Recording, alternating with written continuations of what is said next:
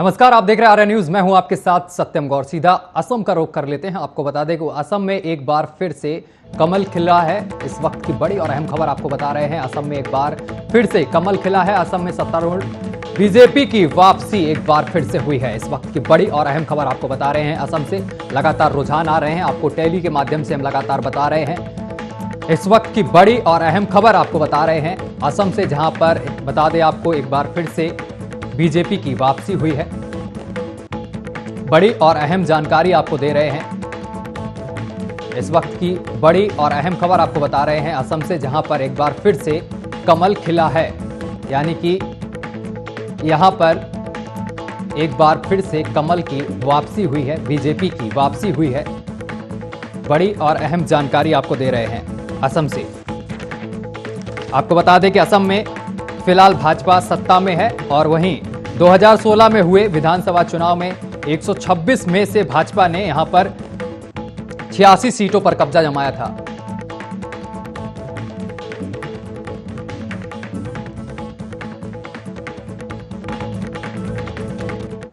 और बड़ी और अहम खबर आपको बता रहे, चलिए पौंडुचेरी का रुख कर लेते हैं। पौंडुचेरी में बीजेपी ने जीत पर परचम लहराया है। इस वक्त की बड़ी और अहम खबर आप बता रहे हैं पौंडुचेरी से, जहां पर बीजेपी ने जीत पर परचम लहराया है। बीजेपी में भी कांग्रेस का यहां पर बुरा हाल है। पौंडुचेरी में आपको बता दें कि कांग्रेस का यहां पर बुरा हाल है और बीजेपी यहां पर लगातार बढ़त बनाए हुए है और बीजेपी गठबंधन रुझानों में बहुमत के करीब पहुंच गई है। इस वक्त की बड़ी और अहम खबर आपको पौंडुचेरी से बता रहे हैं, जहां पर आपको बता दें कि यहां पर बीजेपी बढ़त बनाए हुए हैं और कांग्रेस का यहां पर बुरा हाल है।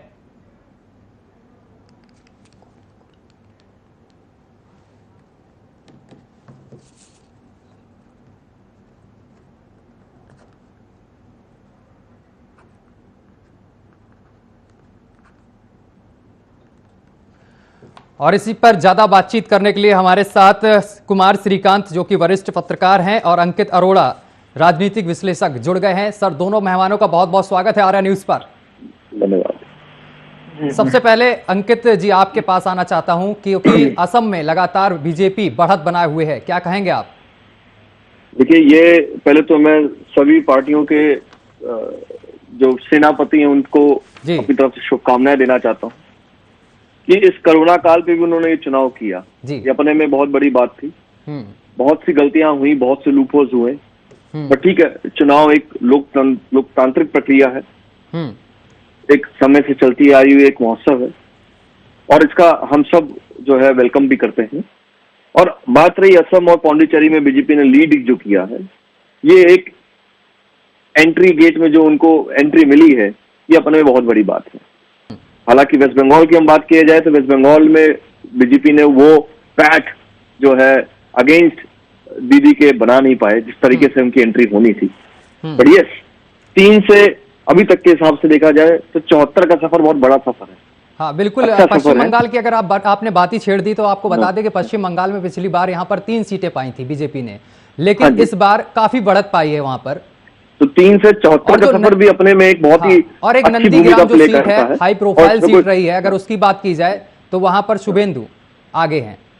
हाँ, शुभेंदु, जहां उनका गढ़ है, जिस गढ़ से ममता दीदी जाना जाती है, उस गढ़ में आज ममता दीदी पीछे है। ये अपने बहुत बड़ी बात है। देखिए, चुनाव जो है जनहित में होता है, जनता ही इसकी जो सर्वोपरि होती है और जनता ने फैसला लिया है तो उस फैसले का हमें सम्मान करना चाहिए हमेशा। अब आरोप प्रत्यारोप, ईवीएम, इन सब की राजनीति से हमें बहुत दूर हटकर बात करनी चाहिए। हालांकि इस समय देश के लिए महत्वपूर्ण सबसे बड़ा जो मुद्दा है उस समय कोरोना है, जहां जान बचाना बहुत ज्यादा आवश्यक है।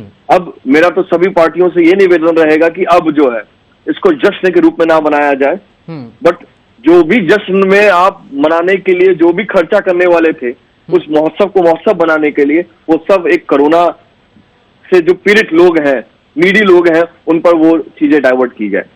तो ये बहुत जरूरी बात है, मेरा ये मानना है। ठीक है अंकित जी, आपको रोकना चाहते हैं। इसी बीच एक बड़ी खबर आ रही है। आपको बता दें कि इस वक्त की जो बड़ी खबर है पश्चिम बंगाल से, पश्चिम बंगाल में टीएमसी की यहां पर पूजा अर्चना की गई है प्रचंड जीत को लेकर। इस वक्त की बड़ी और अहम खबर आपको बता रहे हैं, जीत के बाद दीदी ने यहां पर पूजा की है। इस वक्त की बड़ी और अहम खबर आपको बता रहे हैं पश्चिम बंगाल से, जहां पर दीदी ने पूजा की है। कालीघाट मंदिर में पहुंचकर यहां पर पूजा अर्चना की गई है। ममता बनर्जी ने यहां पर पूजा अर्चना की है। पश्चिम बंगाल में टीएमसी की प्रचंड जीत पर पूजा अर्चना की गई है। ममता बनर्जी ने खुद पूजा अर्चना की है। चलिए श्रीकांत जी, आपके पास हम सीधा आते हैं। पूजा अर्चना की गई है पश्चिम बंगाल में प्रचंड जीत के बाद।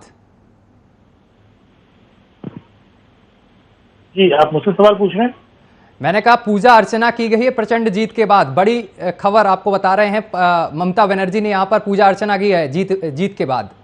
क्या कहेंगे? जी, वो तो देखिए, जो इस तरीके से आप देखा जाए तो पिछले 2016 के बाद जो ठप्पा बहुत बड़े पैमाने पर ममता बनर्जी पर लगाया जा रहा था कि वो एक खास धर्म को लेकर उनकी एक सोच, एक दृष्टिकोण जब जाहिर थी, उसको लगातार ढूंढने की कोशिश उन्होंने इस वाले इलेक्शन में 2019 में भी की और 2021 के इलेक्शन में भी कोशिश की। आपने देखा कि ममता बनर्जी मंच से चंडी पाठ करती हैं, मंच से कील कवच अर्गला पढ़ती हैं, दुर्गा सप्तमी को लेकर बातें करती हैं और वो बाजार भी जा रही है, मस्जिद भी जा रही है, सारी चीजें आपने देखी और उसमें कड़ी है। यानी कि वो मैसेज जो देना चाह रही थी, वो मैसेज वो आज जाकर पूजा अर्चना करके वो मैसेज दे रही है और आने वाले दिनों में 2-3 मतलब आप देखेंगे कि वो मजार भी जाएंगे। तो वो जो एक तरीके से स्टैंड था, उसको हटाने के पीछे वो लगी हुई थी ताकि 2024 में वो एक जनप्रिय या फिर आप कह सकते हैं कि नेशनल पॉलिटिक्स में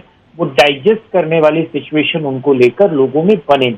बंगाल में देखिए 80 सीटों के आसपास बीजेपी पहुंच रही है, लेकिन मैं आपको बता दूं क्योंकि मैं अभी डिबेट से पहले एक और डिबेट में था और मैं इलेक्शन कमीशन के तमाम वो आंकड़े समझने की कोशिश कर रहा था और जहां पर टीएमसी जीती है उनको समझने की कोशिश कर रहा था।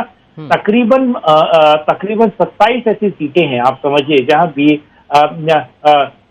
जहां टीएमसी जो जीत रही है वो महज 600, 400, 750 वोट्स के आसपास जीत रही है। आप 27 सीट समझिए और कुछ ऐसी सीटें हैं जहां पर जीत का आंकलन केवल 150-200 के आसपास है, इसमें भी कोई दो राय नहीं। और 12 ऐसी सीटें जिस पर बीजेपी। श्रीकांत जी, जो नंदीग्राम हाई प्रोफाइल सीट है वहां से ममता बनर्जी हार गई हैं और पूजा अर्चना कर रही हैं, क्या संदेश जा रहा है? देखिए, नंदीग्राम से ममता का हारना ये पहले से तय था कि बीजेपी की स्ट्रेटेजी थी। खास बात है कि आपको मुंबई इंडियंस से जीतना है तो मुंबई इंडियंस से वानखेड़े की पिच पर जाकर आप जीत नहीं सकते जब मुंबई इंडियन अपने फुल फॉर्म में हो इस तरीके से। और नंदीग्राम में ममता बनर्जी को घेरना, ममता बनर्जी की पूरी स्ट्रेटेजी को एक तरीके से एक जगह लाकर इकट्ठा करना, ममता बनर्जी को 1-2 हफ्तों से ज्यादा समय के लिए नंदीग्राम यानी कि एक सीट पर लाकर रोकना, स्टक कर देना, एम्बुश कर देना, मुझे लगता है कि वो स्ट्रेटेजी थी। और नंदीग्राम वैसे भी शुभेंदु अधिकारी या अधिकारी परिवार की फैमिली का पूरे वो एरिया है, गढ़ है। उस गढ़ में ममता बनर्जी को जीतना बड़ा मुश्किल था। वैसे भी ये नाक की लड़ाई थी। अगर ममता बनर्जी की जगह टीएमसी का कोई और नेता होता तो ये जीत का अंतर तकरीबन 40-50 हजार सीटों से ऊपर का हुआ होता, लेकिन ममता बनर्जी है इसीलिए वो महज 2000 वोट के आसपास हार रही हैं। ये तो पहले से तय था ये तो। लेकिन सबसे खास बात है कि इलेक्शन के गणित को अगर आप समझें और देखें तो मेरा मानना है कि बहुत सारी ऐसी सीटें बीजेपी ने निकाली हैं जो मुस्लिम बाहुल्य जगह पे थी और तकरीबन ऐसी सीटें बीजेपी ने खोई हैं जहां पर 90% हिंदू आबादी थी। ठीक है, अंकित जी के पास आना चाह रहे हैं। अंकित जी, जिस तरीके से भवानीपुर जो सीट थी वहां से वहां से ममता बनर्जी ने छोड़ के नंदीग्राम सीट चुनी और शुभेंदु अधिकारी से सीधे टक्कर दी, क्या समझा जाए? आप सही से समझाएंगे इसको? ये मैं तो पहले श्रीकांत जी की बातों से पूरा मुकाबले रखता हूं कि उन्होंने जो आकलन दिया बहुत ही अच्छा आकलन दिया और ये ऐसा आकलन है जो कहते हैं प्रत्यक्ष को प्रमाण की जरूरत नहीं होती। इसी का डेटा अगर पढ़ा जाए जो डिफरेंसेस हैं बहुत कम है और ये बात भी सच है कि बहुत जगह बीजेपी उस सीट से हारी है जहां पे बहुत ज्यादा एक हिंदू वोट है, हिंदू मेजोरिटी वोट है और वहां से जीती भी है जहां पे मुस्लिम वर्ग के वोट भी है, इसमें कोई डाउट नहीं है। बट बात को समझने की जरूरत है कि नंदीग्राम जो है सीट एक हाई प्रोफाइल सीट है, वो एक ऐसा गढ़ है, वो कहिए एक फोकल पॉइंट है पूरे वेस्ट बंगाल का, जो मेरा अपना आकलन कहता है। उस फोकल पॉइंट पे चुनाव करना और उस पर जीत जाना एक बहुत बड़ा मैसेज आता है। आज देखिए, हालांकि अभी 2000 सीटों से ममता बनर्जी जो है पीछे है अगर देखा जाए तो, बट अभी जीत का जश्न और जीत का जो झंडा फहराने का उन्होंने जो स्थान चुना है वो नंदीग्राम ही चुना है। क्यों? क्योंकि वहां से एक मैसेज देना चाहते हैं, बिकॉज एक फोकल पॉइंट है। उनका कहना है ये गढ़ उनका है और ये उनका ही रहेगा। बट उसमें कोई डाउट नहीं है कि बीजेपी ने जो एंट्री पॉइंट बनाया, जो पेनिट्रेशन करनी जरूरी थी। देखिए, जीतना, झंडा गाड़ना, झंडा गाड़ने के बाद झंडा फहराना, ये एक प्रक्रिया है। मैं श्रीकांत जी से बात से बहुत मुखाबित रखता हूं कि इस बात को समझने की जरूरत है कि आप उन्होंने बोला कि मुंबई इंडियंस से जीतना होगा तो आप उनके स्टेडियम में जाके उनसे जीत नहीं सकते, बट पेनिट्रेशन किया है, इस बात को भी हम सम्मान देते हैं। बट जीत जो है, आज फैसला जो भी है, लोकतंत्र का सम्मान है, जनहित का सम्मान, जनता ने जो चुना है, जिसको वोट दिया, उस चीज का सम्मान है। जीत, मैं ममता दीदी की जीत को तहे दिल से जो है वेलकम भी करता हूं, अपने व्यक्तिगत तौर से भी, एज अ राजनीतिक विश्लेषक भी। बहुत अच्छा चुनाव प्रकरण था, बहुत मेहनत की गई, बहुत से एफर्ट्स डाले गए, बहुत कंफर्ट जोन के बाहर जाके चुनाव लड़ा भी गया, सो कोई दोहरापन नहीं है। बट ये बात भी सत्य है कि बीजेपी ने इस बार झंडा गाड़ दिया है। हाँ, फहराने के लिए शायद वो नेक्स्ट लेवल पे जाएंगे, नेक्स्ट बार फिर से उतरेंगे, बट पेनिट्रेशन हो चुकी है, ये बात समझने की जरूरत है। आज बंगाल में दूसरी सबसे बड़ी पार्टी जो है वो भाजपा हो गई, जो पहले नहीं हुआ करती थी। 3 से 74 से 80 का सफर, ये अपने में बहुत ही अच्छा सफर है। इस चीज को अप्रिशिएट करने की भी जरूरत है मेरे हिसाब से। श्रीकांत जी, आपसे सवाल है कि पिछली बार की अगर बात की जाए तो यहाँ पर बीजेपी ने 3 सीटें महज पाई थीं, और इस बार की बात की जाए तो 70 पार कर दिया है बीजेपी ने। कहीं ना कहीं उसने जमीनी पकड़ बना रखी है, इसका मतलब? देखिए, इसमें कोई दो राय नहीं कि जमीनी पकड़ बना रखी है, और जो फुट सोल्जर्स होते हैं किसी पार्टी को एक जगह कहीं काबिज करने के लिए, इलेक्शन फाइट करने के लिए, खासतौर से देखिए, इलेक्शन जीतना एक अलग स्ट्रेटेजी होती है, लेकिन इलेक्शन फाइट करने में आपको फुट सोल्जर चाहिए होते हैं, जिसे हम कहते हैं कार्यकर्ता। और कार्यकर्ता वो जो खुद वोट ना करे, बल्कि लोगों को लाकर वोट करे। इस तरीके से 2021 में एक तरीके से मेरा मानना है कि जो हवा बनाई गई, वो नरेंद्र मोदी बंगाल होते हैं या अमित शाह बंगाल जा रहे होते हैं, या कोई भी उस वक्त अगर बंगाल जा रहा होता, उस वक्त आप देखते हैं किस तरीके से आखिर बंगाल में हवा बनती है। कार्यकर्ताओं को या फुट सोल्जर जो होते हैं, उनको एक तरीके से दम मिलता है, वो सोचते हैं कि हमारा नेता हमारे साथ खड़ा है। और इसी कारण आप देखते हैं कि 3 से 80 का सफर जो है, तकरीबन आप सोचिए 75 सीटों से ज्यादा का सफर बीजेपी अगर 2016 से 2021 में कर जाती है। मैं इसमें एक छोटी सी बात आपको और बताना चाहूंगा। 2016 में भी बीजेपी बंगाल में अच्छा खासा मतलब फाइट स्ट्रेटजी में थी, यानी कि अच्छे खासे पावर में थी बीजेपी।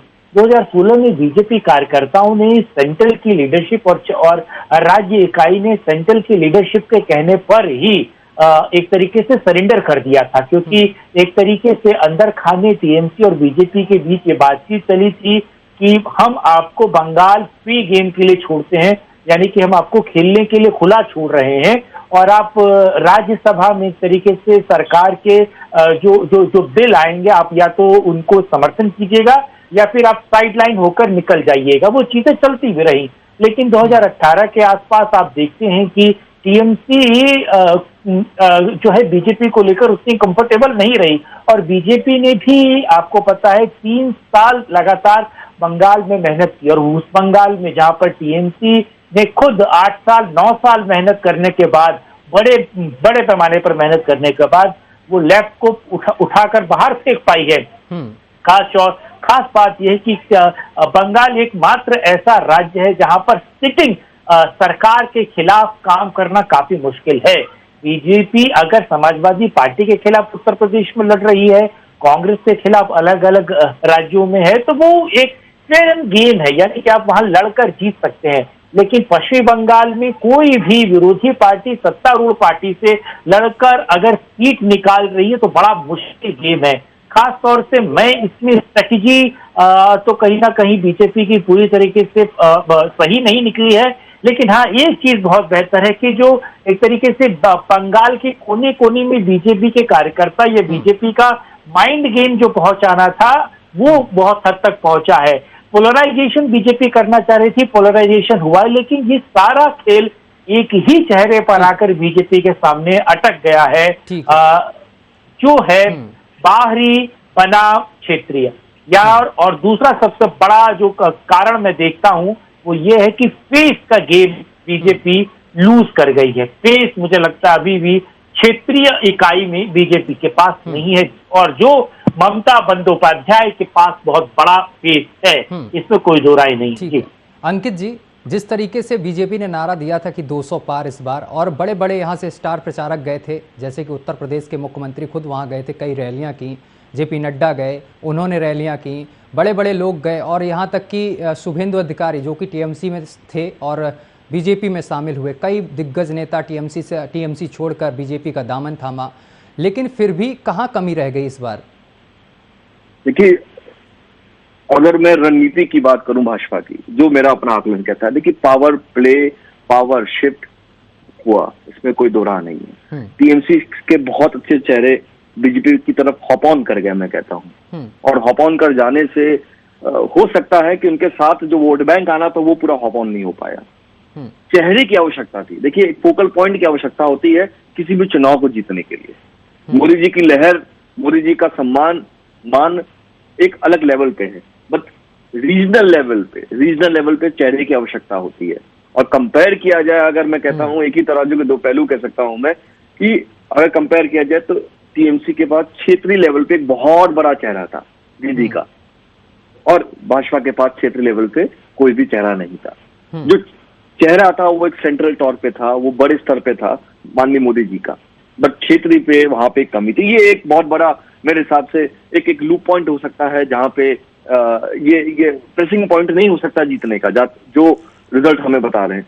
दूसरा, नो डाउट इन दैट कि आज भाजपा ने पेनिट्रेशन कर लिया है, बट पेनिट्रेशन का जो लेवल है, देखिए कॉन्फिडेंस कार्यकर्ताओं पे, जब कॉन्फिडेंस आता है, उनको कॉन्फिडेंस होता है अपने क्षेत्रीय नेताओं पे, तब मेहनत डबल हो जाती है, तब वो जनता तक पहुंच सकते हैं, वो आखिरी इंसान तक पहुंच सकते हैं जहां से वोट उनको निकालना है या वोट जहां से लेना है।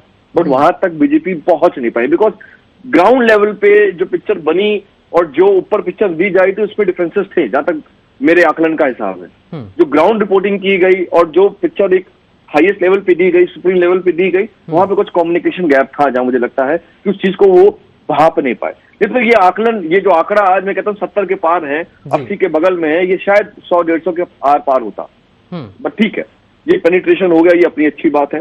असम में वापसी हो गई, ये अपनी अच्छी बात है। पौंडीचेरी में फिर से पैट बना लिया, ये भी अच्छी बात है। तो ये नेक्स्ट लेवल के लिए एक दूसरा विपक्ष सबसे बड़ा खड़ा हो गया है, जो बंगाल में, वो आज बीजेपी हो गया है। 3 से 80 का सफर आसान नहीं होता, और बीजेपी ने पहले भी झंडे गाड़े हैं। 2014 हमने देखा है, 2019 देखा है, तो इसमें कोई दो राह नहीं है। बट ठीक है, चेहरे के साथ साथ विकास की जरूरत है, विकास के साथ साथ अब मैं कहता हूं जीत जनता ने चुना है, चाहे वो मोदी जी हो, चाहे वो ममता दीदी हो, चाहे कोई भी नेता हो।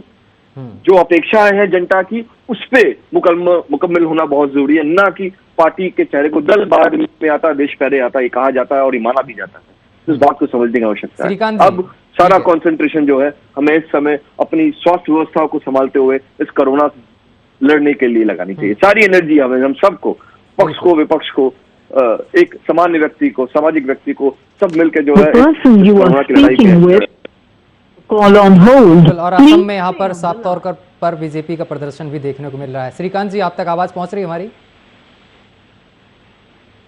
कृपया चलिए अंकित जी, जिस तरीके से बीजेपी बढ़त बनाए हुए है, अगर असम की बात की जाए तो यहाँ एक बार फिर से कमल खिला है, क्या कहेंगे? मैं इस असम की जीत का सम्मान करता हूँ, लोकतंत्र का सम्मान करता हूँ, और जनता की चुनी हुई सरकार और उनके मतों का सम्मान करता हूँ।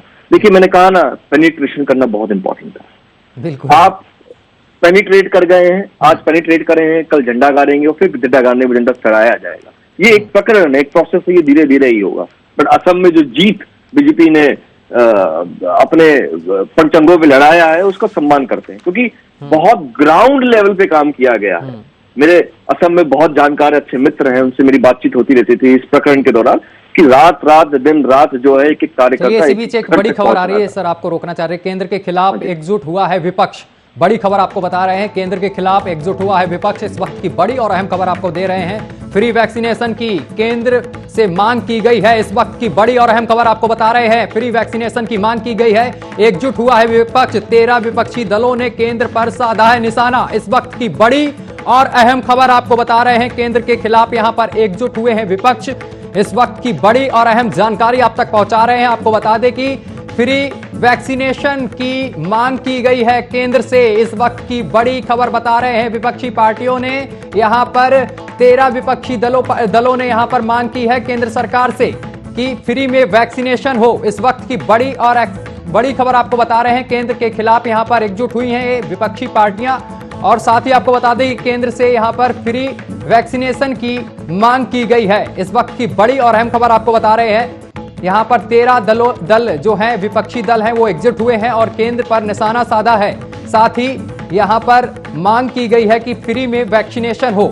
इस वक्त की बड़ी और अहम खबर आपको बता रहे हैं, क्योंकि लगातार कोरोना के आंकड़े बढ़ रहे हैं और अब इसको लेकर यहां पर विपक्षी पार्टियां, यहां पर विपक्षी दल जो हैं, आपको बता दें कि ये एकजुट हुए हैं और केंद्र सरकार से यहां पर मांग की गई है फ्री वैक्सीनेशन की। तो बड़ी खबर आपको बता रहे थे, जहां पर केंद्र सरकार से यहां पर मांग की गई है।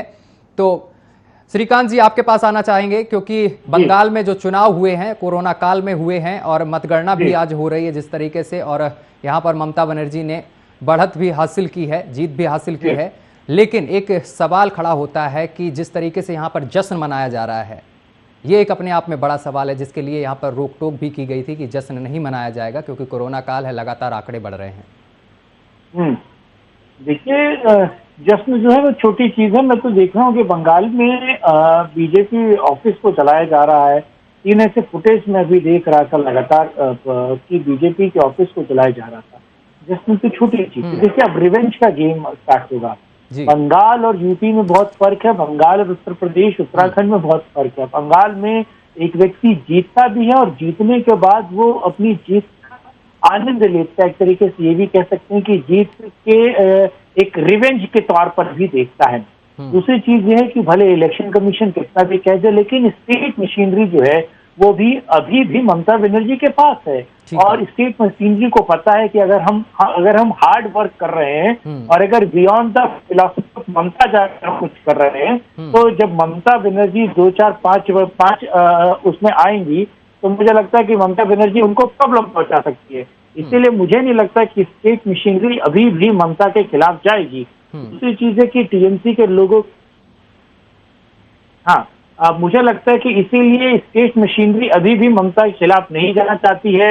और खास तौर से टीएमसी के लोगों के खिलाफ तो स्टेट मशीनरी बिल्कुल नहीं जा सकती है। और जिस तरीके से फुटेज आ रहा है कि वो अभी भी कोविड के गाइडलाइंस को तोड़ते हुए या फिर इलेक्शन कमीशन की गाइडलाइंस को समय की कमी है, माफी चाहता हूं, सड़कों पर निकल रहे हैं। आप दोनों मेहमानों का बहुत बहुत शुक्रिया तमाम बातचीत करने के लिए। और अभी के लिए बस इतना ही। देश दुनिया की तमाम खबरें देखने के लिए देखते रहिए आर्या न्यूज।